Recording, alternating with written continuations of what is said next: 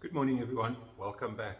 During the last video that I did, I spoke about the amazing things that humans can do with their hands. And certainly models are one of those things. It's not just what humans can do in real life, the prototypes, the real life item, but it's also what humans can do when it comes to the minutest details in the smallest of models. And I thought maybe it would be a good thing to do a small video presentation on that, on the amazing things that humans can do with their hands.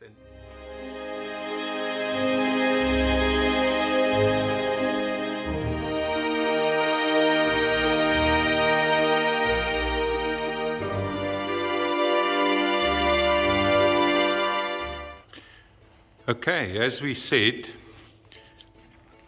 we're going to have a look at some of the models and the different sizes and scales of models, how beautifully a lot of them are created, ranging from the newer models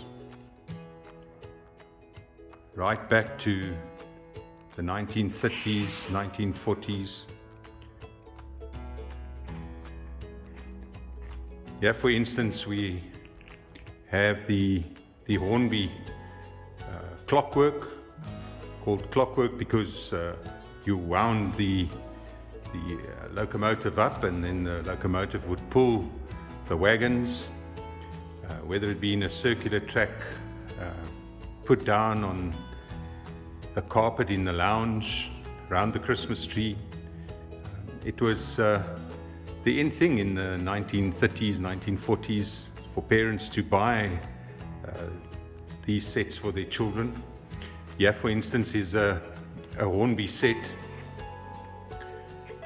So it would come with basically a circular track, and it's got a locomotive with the coal tender and then 3 wagons.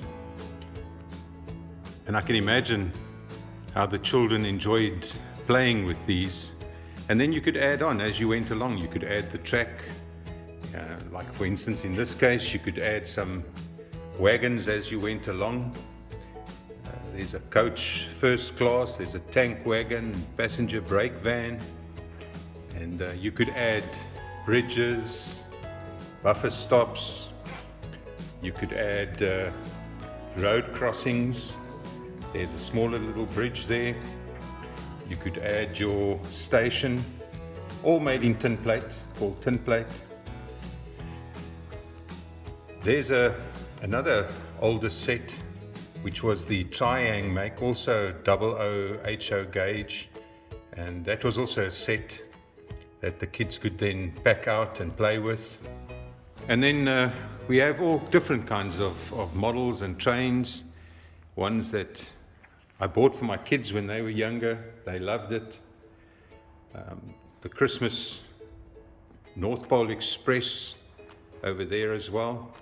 There's another fairly old locomotive, also in tin plate. And then of course we come to the, let's call them more expensive HO locomotives here. This one here is what they call DCC, so that's digitally equipped. It's got its own sound, and the sound will, depending on how you vary the speed of the locomotive, the sound will adapt to the speed of the locomotive. And it's got all the bells and the whistles, which make it fantastic. And then the Hudson over there. And of course, living in South Africa, I had to have that one, called the Union of South Africa. And then we have the N-gauge locomotives, which are the smaller ones, some more HO scale steam locomotives, then the HO scale diesel locomotives, and then of course we have, which is still a favorite pastime of mine, is to build models. And here's some older train models that you could build, plastic ones obviously, and you could detail them and paint them, and really a fun pastime. Very, very, very relaxing to do as well, especially on a weekend. And then the old crocodile there's a Lego one, and of course we have a Lego room here as well that we're going to be opening up. It also has a train layout on it, a Lego train layout. And then of course the model cars. These are just some of the model cars that I have. And then many, many years ago you could buy the model kits that you could build. So these are model kits.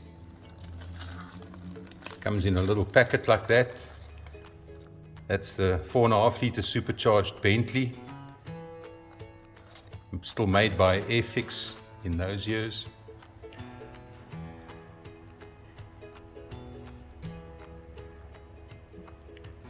And there's from the television series Chips, the model kit for that. But we spoke about what humans can do with their hands, and I mean, if you take these models and the detail, the fine detail in these models, these Model A Fords, they have stunning detail. Just to give you an idea of the detail on some of these models, it certainly isn't the tin plate models from the 1920s and 1930s. And of course, with computers, humans can accomplish a lot more when it comes to detail. Even the engine inside the engine compartment is detailed. Stunning, absolutely stunning. And just look at this size. These are the 1 in 87s for the train layout. It is minute. It really is small, and yet it has all the detail you can think of. And then 1 or 2 motorbikes. And of course, many, many people in the 1970s owned a Ford Escort. This is the Mark I. Very detailed model as well. Stunning car.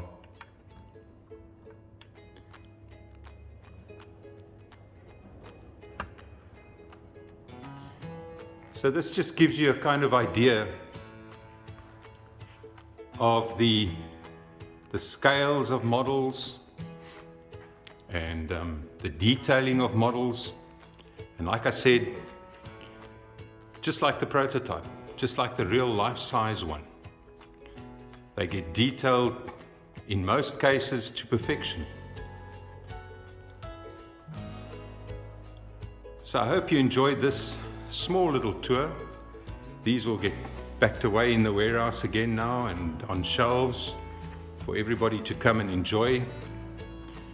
And there's certainly more to have a look at here. Well, there you have it. I hope you had a fabulous time this morning with me.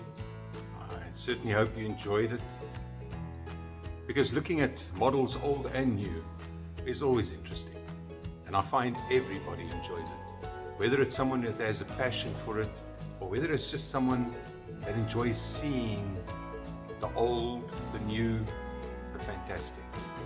So thank you very much for spending your time with me. I hope you have a fantastic day. Stay safe. God bless. See you next time.